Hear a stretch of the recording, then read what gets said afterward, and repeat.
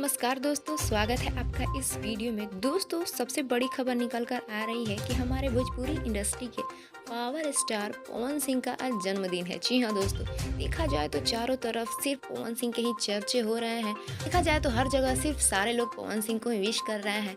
और दोस्तों, सबसे बड़ी बात तो ये निकल कर आ रही है कि जहाँ सौम्या पोखरल और पवन सिंह के हर बात पे विवाद होते थे और विवाद सामने आया है। दरअसल मैं आपको पूरी खबरें इस वीडियो में बताऊंगी।